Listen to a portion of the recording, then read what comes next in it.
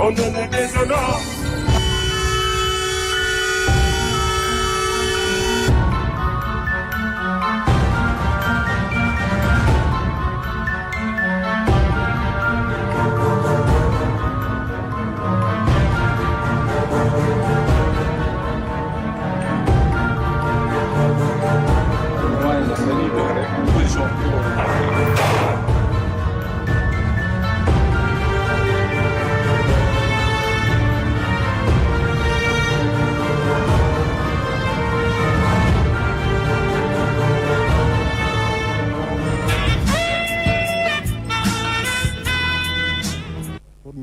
def liggéey bu mucc ayib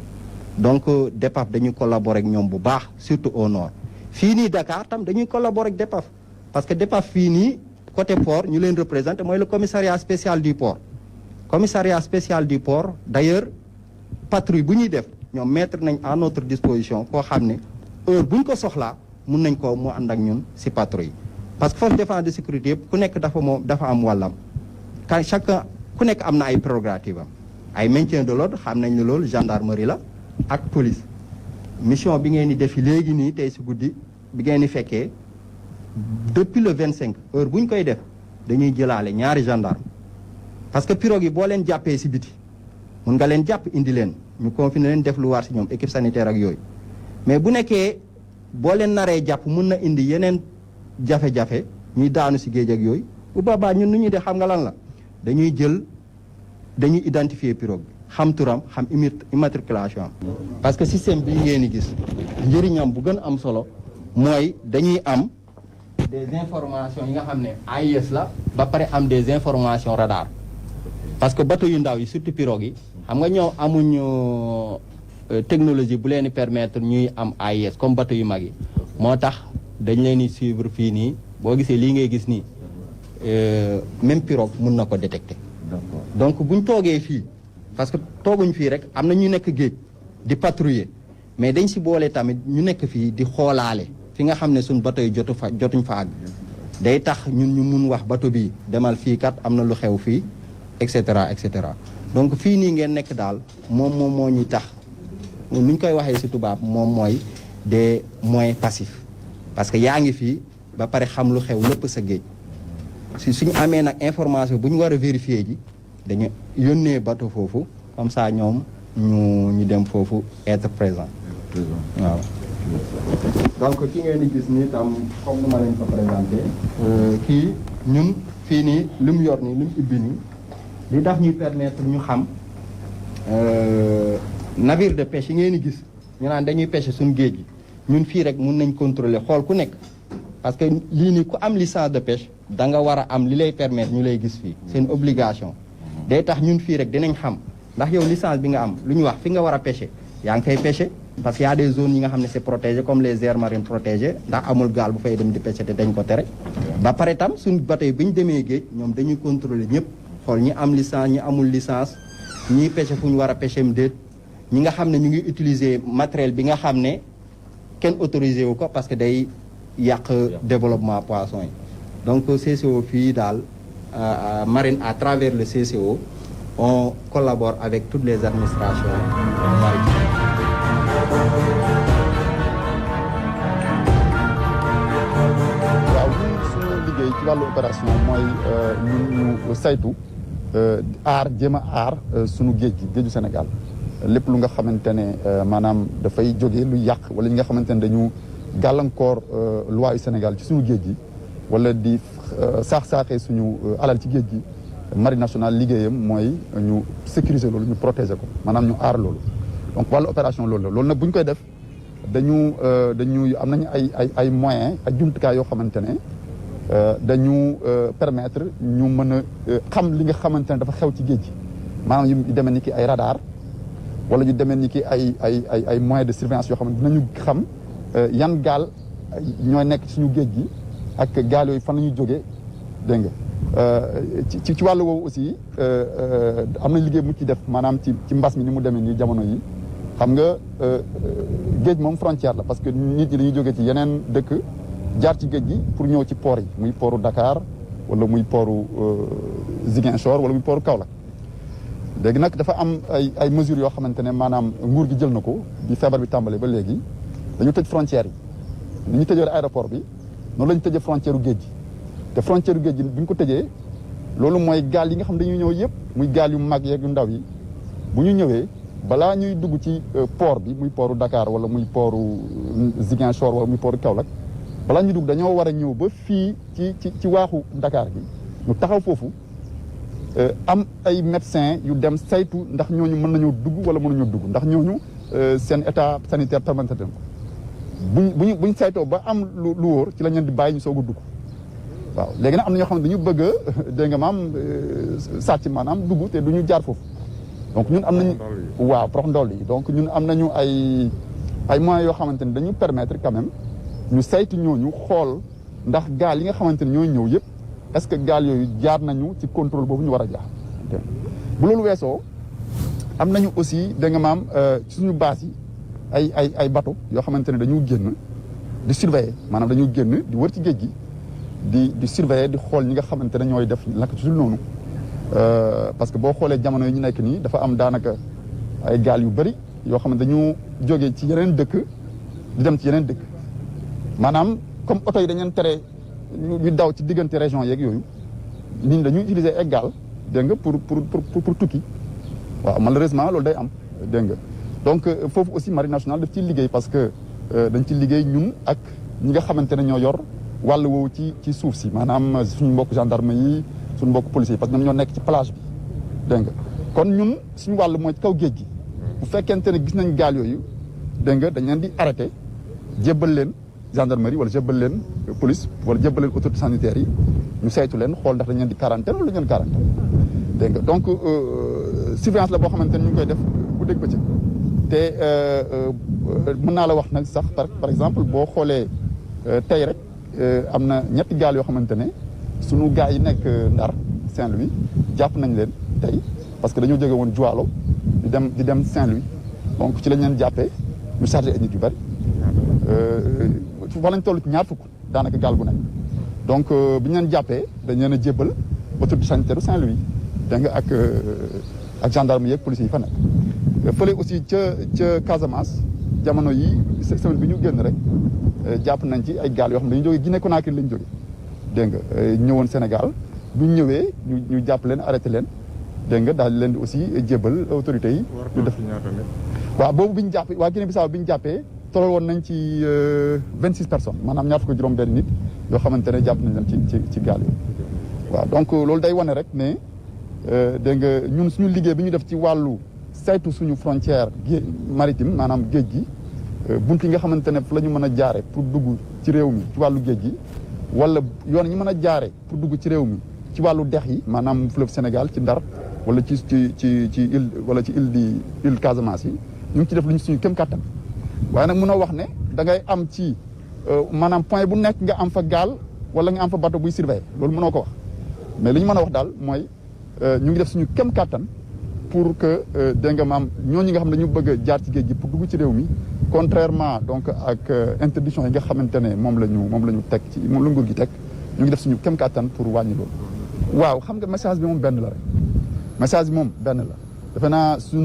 sunu njiitu réew moo njëkk a yëkkati message bi ci biir l'armée bi aussi sunu kilifa yi yëkkati nañ message bi ci biir militaire yi boo demee sunu base yëpp dégg nga ku ci nekk am na mesure yoo xamante ne wax nañ nga jël ko pour dégg nga maam aar militaires yi aar base bi pour xeex feebar boobu donc kon message bi may envoyé sunu mbokk yi message benn bi rek mooy que nit ñi nañu xam ne feebar bi dafa doy waar te li tax ñu xeex feebar bi pour mën ko arrêter moo ñu respecter règles yi nga xamante ne moom la ñu édicté maanaam ñu sol suñu masque maanaam ñu respecter distance de sécurité ñu toog suñu kër yi aussi bañ a génn comme ni ñu ko waxee ci yenn heures yi bu fekkente ne soxlawuloo génn bul génn seen liggéey aussi ngeen organiser donc c'est le même message benn message boobu la rek ñun fii ci marine nationale loolu ñu ngi koy jéem a appliquer ci suñu kem kattan suñu liggéey ni ñu doon defee suñu cours yi ni ñu jàngalee nit ñi ci salle d'instruction yi ci aussi suñu bateau yi ni ñu génnee boo xoolee aussi ci activité même sport yi ñu doon def en groupe doon ànd def sport en groupe militaire yi loolu doo léegi gisatoo ko daanaka parce que dañ leen ko tere dañ ne léegi kuy def sport nga def sport yow kese donc yooyu yëpp ay mesures la yoo xamante ne mu ngi ci biir l'armée bi yoo xamante ne suñu kilifa yi ñoo ko édicté pour xeex propagation bi ci biir l'armée bi donc message yooyu dafa am solo trop pour suñu naataangoo sénégalais xam loolu dégg nga maam pour ñu mën a xeex feebar. S'adresse à son équipage pour leur donner les derniers ordres reçus et puis les briefer sur la mission. Donc même si la mission elle est la même tous les jours, il se doit de le faire. Donc il les briefe sur toutes les étapes exactes de la mission et tous les tenants et les aboutissants. OK? Et sur tous les cas non conformes. Parce qu'ils peuvent appréhender, il se peut qu'ils appréhendent par exemple des pirogues où les gens qui sont à l'intérieur ne sont pas, ne seront pas dociles. Donc, comment engager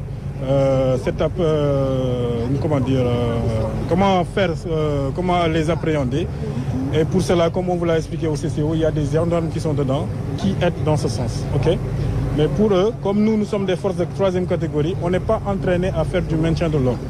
Donc il y a un certain niveau où on doit laisser la main aux gendarmes et après si ça dépasse ce niveau, nous on viendra en dernière catégorie, en dernier recours du moins. Bonsoir. Nous allons ce soir effectuer une mission de surveillance dans le cadre de la pandémie du Covid-19. Nous sommes actuellement en situation d'état d'urgence assorti d'un couvre-feu. Notre mission est de faire respecter en mer les mesures de cet état d'urgence. Tout d'abord, nous allons appareiller à 20h. Nous allons appareiller à 20h et faire une patrouille de 20h à 6h du matin. Nous allons identifier tous les navires et embarcations que nous allons rencontrer. L'élément de la gendarmerie sera chargé de toutes les interpellations et de toutes les verbalisations. L'infirmier donc est actuellement notre conseiller en ce qui concerne l'aspect médical. Pour les mesures de protection, des équipements, gants et masques sont à votre disposition à bord. Pour les mesures de sécurité, des gilets de sauvetage sont disponibles à bord. Question? Bien. Notre priorité, c'est la sécurité à bord. C'est des missions qu'on effectue régulièrement, donc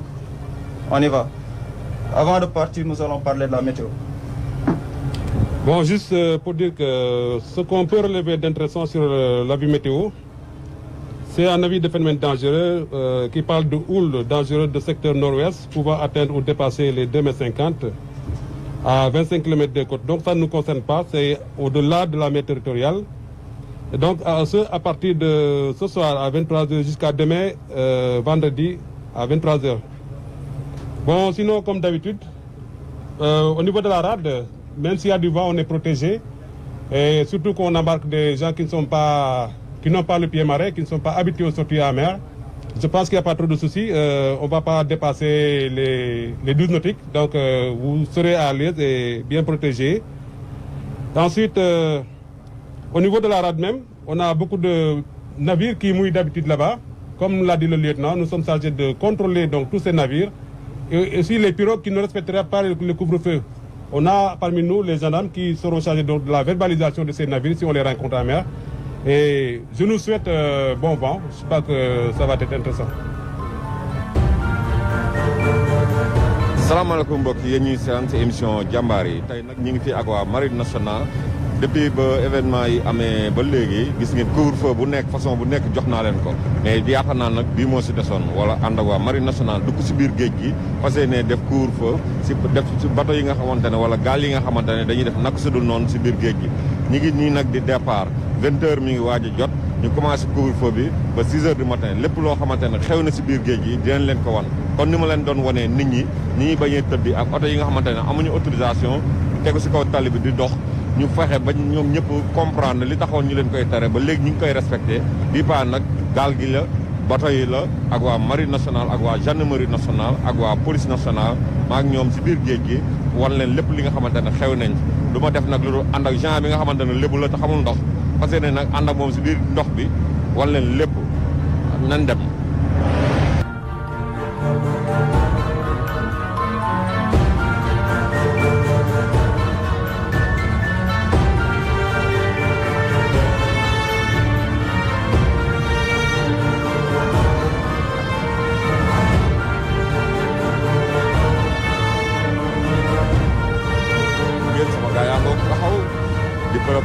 war a xool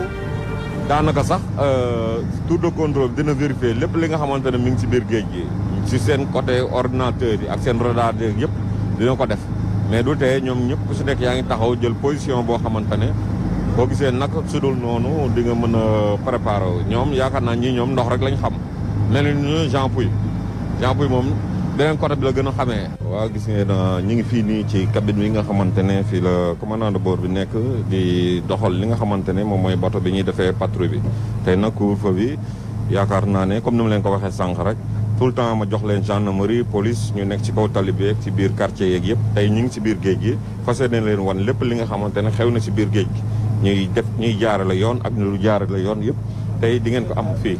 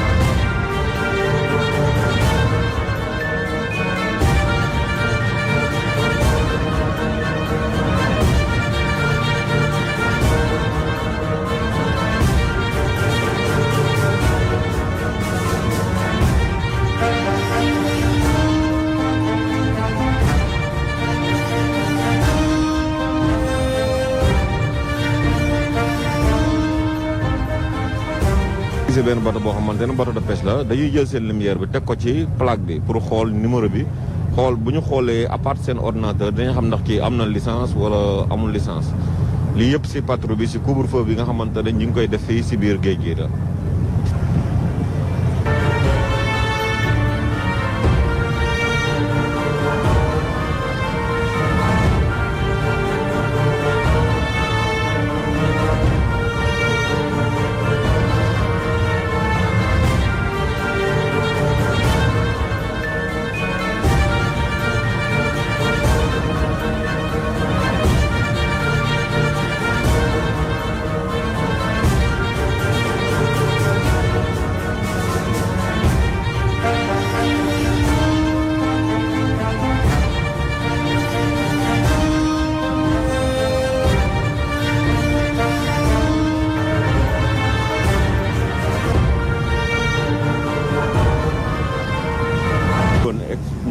doo mën a expliquer si li nga nekk ni lu mu doon. Bon ci li ñu nekk rek mooy dans le cadre du couvre-feu nous effectuons donc des patrouilles dans la mer territoriale et présentement nous sommes au niveau de la rade ñu ngi ci rade bi baal ma français bi donc ñu ngi ci rade bi di patrouiller. Alors la patrouille là ça consiste à bu ñu boo amee bateau wala pirogue en tout cas lépp luy nekk ci ndox mi alors dañ ko war a identifier. bu fekkee ne bateau boo xam ne day naviguer la donc war nañu ko interpeller pour xam lan moo tax muy naviguer alors que daa respecter le couvre-feu bu fekkee ne pirogue la aussi pareil parce que les pirogues aussi bëri nañ ci ndox mi doy comme dans la mer territoriale donc li xew terre moo war a xew dans la mer territoriale donc ça veut dire que tous ceux qui sont là aussi dañu war a respecter le couvre-feu donc fu mu ne nii ñu ngi jëm ci benn bateau bu ñuy seen fële boo seetloo bon radar baa ngi nii donc bateau bi actuellement mu ngi à nautique à peu près donc dañu dem parce que fu mu nekk dafa nekk zone coffre les coffres de la SAR là donc bateau boobu la ñu dem nii identifier pour xam ci lan la nekk voilà. damay gis dañu romb ay bateau ma gis ñu nga jël lumière bi teg ko bateau bi instant boobu lan nga bëggoon identifier wu ci bateau boobu. waaw li ma bëgg a identifier mooy déjà war nañu xam bateau bi ban bateau la loolu tour bi parce que bateau bi nekk dafay am tour alors dina la mën a permettre nga xam ay caractéristiques am lu bëri bu fekkee ne comme ni nga ko seetloo bateau yi ñu gis yëpp dañoo mouillé maanaam dañoo sër.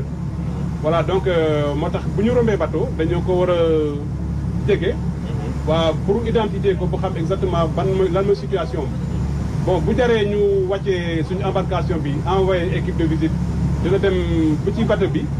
alors réunir équipage bi alors poser leen question yi xam ne moom la lu war a poser voilà mais donc bateau yi ñu jot a gis yëpp dañoo nekk ci situation bu normale parce que navigué wu ñu dañoo sër donc moo tax da lay identifier tout simplement et là ñu ngi continuer suñuy patrouille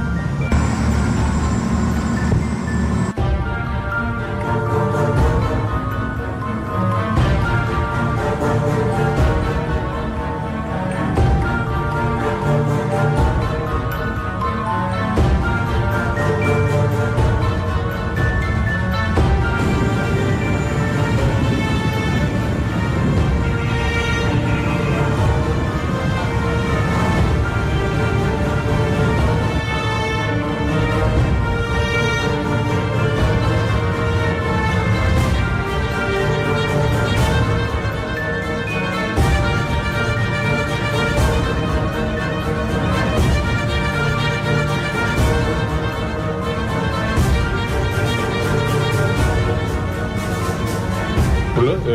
tur baa ngi noonu Akardia Hellas ok waaw xool na nital kii bi nital la tur bi ama Akardia Hellas donc bateau boo xam ne dafa amarré ci coffre yi quoi waaw Montreuil les coffres là voilà donc ça c'est la zone de la SAR mooy l'usine qui traite le pétrole là donc le bateau est bien amarré sur les coffres bon on l'a identifié et genre bateau aussi toujours marine dafay am seen position. d'accord voilà boo demee nii au niveau du CCO marine le centre de coordination des opérations. donc comme bateau bi day émettre AIS donc am nañu position bi xam nañu turu bateau bi ak les caractéristiques yëpp quoi. ok voilà donc l'identification de ce bateau est fait. xanaa ñu jàll rek ci beneen bateau. parce que situation aussi c'est régulier elle est dans une situation régulière. ok léegi kon boo ñibbi aussi xam nga port bi dafa am règlement. donc bateau du ñëw rek dugg ci port bi noonu quoi dafa am comme la vigie donc la vigie mooy réguler tout ce qui est trafic au niveau du port. donc ñun aussi bateau pour bépp bateau bu jógee géej boo demee war a dugg port rek dañ leen war a aviser ba pare quoi. bu fekkee ne leer na après ñoo lay jox autorisation pour nga dugg. ok bien reçu merci. voilà donc bon xamal nañu ne am na benn bateau boo xam ne dañu jiitu. mu ngi ñu laaj pour ñu topp ko quoi pour ñu topp gannaawam comme ça bu duggee rek après ñu dugg. ñu soog a dugg. voilà mais ñu aussi comme bon du bateau bu mag bateau bu ndaw la. waaw am na muy demee aussi mën nañoo dem ba kii ko ba dépassé ko. voilà ba dab ko après dugg avant moom quoi. voilà. instant yi bateau bi mi ngi daw ci vitesse ba muy tollool. bon bateau bi. léegi boo xoolee navigation bi boo xoolee abri de navigation la partie là mooy partie moteur bon partie moteur bi lui c'est le chargé donc des manettes dafay am tous les paramètres moteur alors donc bateau bi vitesse bi muy def actuellement d'abord dama la jox allure bi c'est actuellement on est à 1200 tours minute. Oui. Et on va directement à l'entrée du port.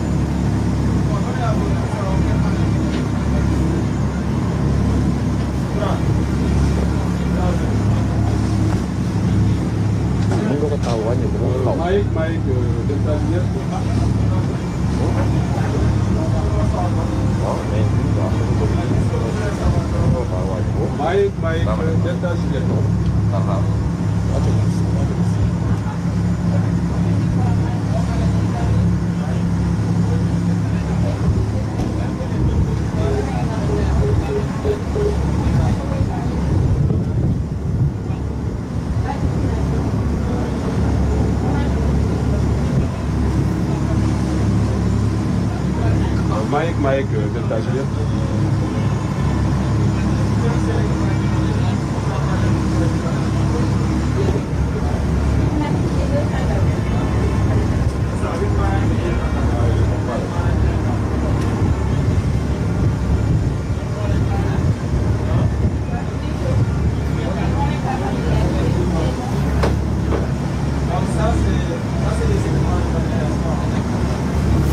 Marine nationale de vedette d'Hyper.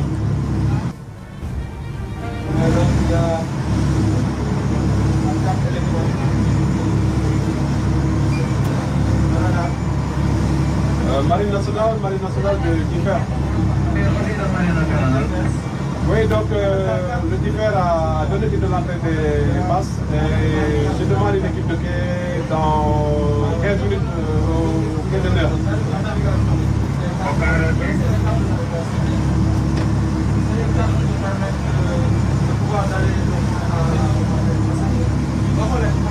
souvent ñaata ngeen a nekk ci biir bateau bi boo leen def patrouille ak ñan ñoo ci war a nekk. Bon bateau bi surtout dans le contexte actuel dañuy yóbbaale ay gendarmes pourquoi les gendarmes parce que bu ñu gisee comme ñoom ñoo bokk ci force de l'ordre donc bu ñu gisee ay navire wala ay pirogues yoo xam ne dañ leen war a verbaliser donc gendarmes yi ñooy def liggéey boobu moo tax actuellement en dehors de l'équipage du bateau on a des gendarmes on a aussi des commandos marins pour la sécurité donc ñoom aussi dañu ñëw en renfort pour la sécurité mais sinon en navigation normale on navigue juste avec l'équipage normal du bateau te souvent boo def patrouille bi comme lan ak lan ngeen fiy jàpp loo xamante ne gars yi tegul ci yoon ñuy napp wala ñoo xamante ne dañuy yor marchandise boo xam ne teguñu ko ci yoon wala. waaw xam nga géej gi moom lépp nga ci géej gi. wala dina dem ba am ñoo xam dañuy transporter sax ay nit. lu tax lépp nga ci géej gi maanaam mu ngay gis ay pirogues yoo xam ne mais dañuy def fraude dañuy transporter ay clandestins surtout nag dans le cadre actuel. temps yi passé rek am na pirogues yu bëri yoo xam ne leen signalé woon ñu woon jóge woon xam nga nord alors bëggoon atterrir dans les côtes sénégalaises donc marine moo res volet boobu donc marine mooy def ay patrouille bu rencontré pirogue boo xam ne nekk na ci genre situation mel noonu da koy arraisonner voilà de même aussi les bateaux am na ay bateaux yoo xam ne aussi ils peuvent être dans des situations irrégulières et dans ce cas-là aussi la marine est chargée d'arraisonner ces bateaux pour les amener à Dakar waaw. idée ba fi ñu génne woon sànq nga mën a demaat ba amaat foofu accès. bon wala boo dee xool nii rek comme mel ni tey jii kuy dawal oto wala kuy daw avion wala du genre boo xoolee di nga xam ne trajet bii laa jëm yoon bii laa war a jël parce que boo xoolee géej mel comme tali yaatu na yaatu boo xamante ne. waaw bëggoon naa xam yéen ban repère ngeen ci am. waaw dëgg la géej moom bokkul ak tali. moo tax li gën a am solo pour orientation bi mooy radar bi bu ñu neexoon ni mën nañoo masquer les vitres mën nañoo masquer vitres yi duñ sax soxla xool ci biti pour xam lu xool ci biti parce que li ñu gën a soxla mooy radar bi xam nga radar bi dafay émettre ay ondes électromagnétiques donc ondes électromagnétiques yooyu bu amee loo xam ne mu ngi alentour dans les environs alors les zones là dañu tapé ci loolu après maam réflexion boo xam ne c'est renvoyé au niveau de l'écran donc moo tax ñu mën a xam exactement lan lañ am devant voilà toute la zone qui nous entoure dañu mën a xam exactement s'il y a des dangers ou pas uniquement avec le radar maintenant comme léegi moom tout est moderne maintenant en dehors du radar aussi bon il y a l'ordinateur de navigation ordinateur de navigation c'est des cartes électroniques yoo xam ne mën na tracer sa route et suivre cette route-là comme par exemple pour aller d'un point A à un point B vous tracez votre route et ça vous permet donc de vous orienter tranquillement là par exemple bon là le bateau est là moo nekk nii et tout ça c'est des tracés de nos missions précédentes et là vous avez comme je vous ai dit c'est une carte électronique là vous avez le port vous avez l'entrée de port ici et donc ça devient plus facile parce que fa foo mën a toll da ngay gis donc le radar da ngay gis le bateau sur la carte et ça peut te permettre de t'orienter pour savoir quelle direction tu dois prendre bon le cap par exemple là on dit le cap quel cap tu dois prendre pour aller au point où bon, présentement nous sommes devant les passes vous voyez donc l'entrée des passes est là et nous sommes juste à 1600 yards de passe 1600 yards ça fait 1570 mètres à peu près voilà.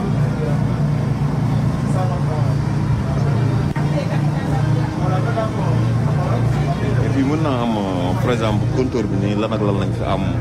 waaw fii on a deux moteurs les deux moteurs de propulseur du bateau là ça nous permet de voir la vitesse ci ban vitesse la ñuy daw. Actuellement on est à 1200 tours minute. Là c'est les paramètres, la pression d'huile. C'est la pression d'huile. Ici la température d'eau. Ici la température d'huile réducteur.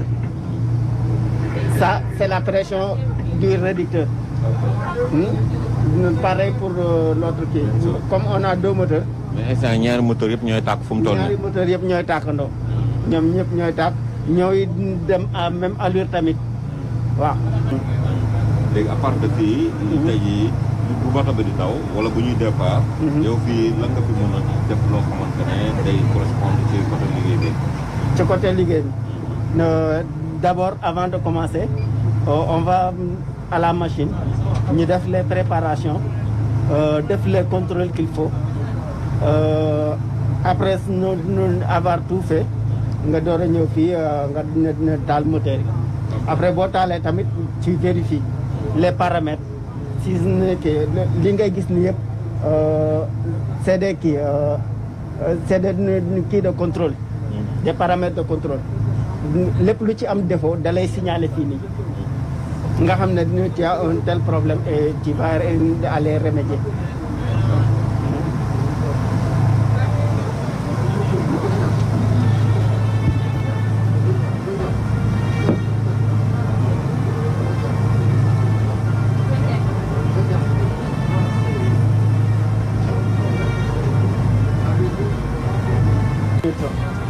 Mille tours. waaw Jean day mel ni sànq ba léegi ñu ngi ci biir géej gi di def patrouille boo nga xamante ne liñ naan couvre-feu di xool bato yi comme ni ma leen ko waxee woon sànq si début bi rek bato yi nga xamante ne teguwuñ ci yoon te wax nañ leen moment bi bu kenn daw na ñëpp na teg ba ngeen gis yi nga xamante ne gis nañ ci géej gi teg leen lumière identifier leen xam ne ñii napp ñu def ñu dara di bougé wuñu fi ñu ne dañu taxaw sur place te gis benn bato lañ ko gis boo xamante ne Saar la nekk kooku bato pétrole la boo xamante ne xëy na day rafetaay pétrole wala nangam gars yi identifié nañ ko xam ne ne kii ci liggéeyam la nekk te war na daw te war na taxaw fa mu taxaw ñu bàyyi ko foofu mais à part loolu leneen li ñuy def yëpp li ñu rombuñu fi kenn koo xamante ne tey jii ci géej gi mi ngi def naka su dul noonu souvent nag nee nañ ñoom dinañ gis ci géej gi lu ne bato yoo xamante ne dañuy fraude bato yoo xamante ne xëy na dañuy yor ay nit jëlee leen feneen pour bëgg leen dugal fii biir Sénégal jaarale leen ci géej gi mais loolu yëpp gis ngeen sama gars yi ñoom pare nañ ci côté yëpp comme ni ñu nekkee ci tali bi di vérifier oto yi bëgg nit ñi tamit tëddi noonu lañ nekkee tam ci géej gi moo tax tey ma ànd ak ñoom ci géej gi war na leen ne couvre-feu bi yemul kese ci tali bi gis nga génnoon nañu ba ñu ngi di duggaat port fii nii port la sànq ba 20 heures jotee génn nañu voilà ma ànd ak Jean Paul li ma leen wax lépp bi nga xamante ne xamul géej man damaa gën xam géej man voilà ñu ngi nii di duggaat voilà gis ngeen ci yëpp biir port la voilà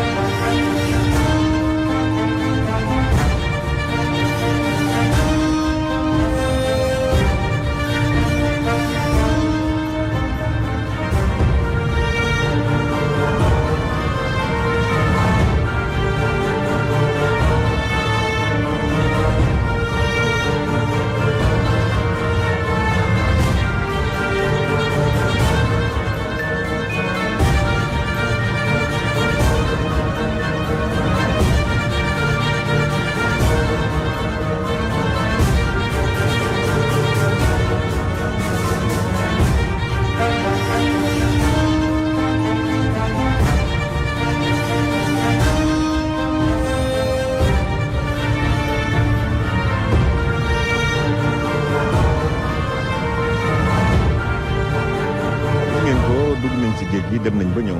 maa ngi nii taxaw ak Leena Ndiaye mu fas yéene ñu wax lépp li nga xamante ne ba ñu duggee si géej gi gis nañ ko fa te ñoom def nañ ko fa tamit mu expliquer ñu ngeen comprendre que ne couvre-feu bi du ci oto yi kese du su nit ñi kese mais géej gi si la bokk bateau yi si la bokk moom Leena maa ngi lay nuyu bu baax mais respect. waaw ñu ngi leen di jaajëfal si seen ñëw fii ci marine nationale donc comme ni nga ko waxee marine nationale dafa am wàll bu muy joué ci respect mesures yi ànd ak couvre-feu bi. donc ñun dañuy jouer suñu wàll dañuy matal suñu wàll mais li jëm ci wàllu géej bi donc bi ñu génnee gis ngeen ko gaal yu mag yi nga xamante ni ñoom ñoo nekk ci géej bi dañuy dem foofu xool leen ak ñi nga xamante ni ñoom ñoo war a dugg si fii si suñu biir réew ñu xool ndax ñooñu saytu nañ leen balaa ñuy dugg parce que balaa ñuy dem ñun déjà xam nañ li nga xamante ni moom moo fa nekk mais bu ñu génnee dañ koy leeral ak suñuy bët bu leeree ñu soog a mën a ñëw ñibbi si xam ne que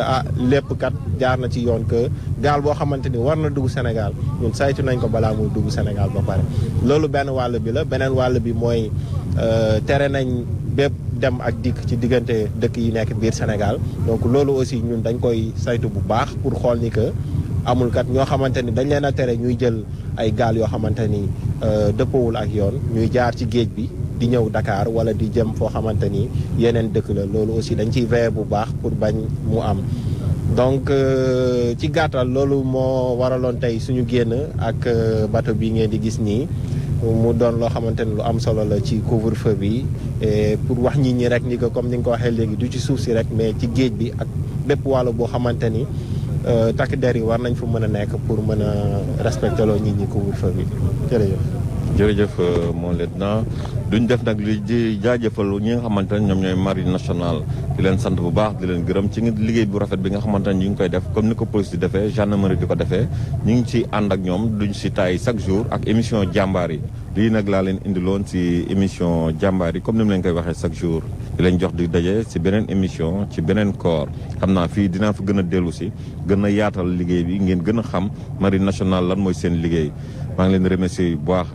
maa ngi si àndoon nag Jean Pouy ak Ndo di leen jox dig daje feneen restez chez vous. On ne dit, mais on ne les déshonore.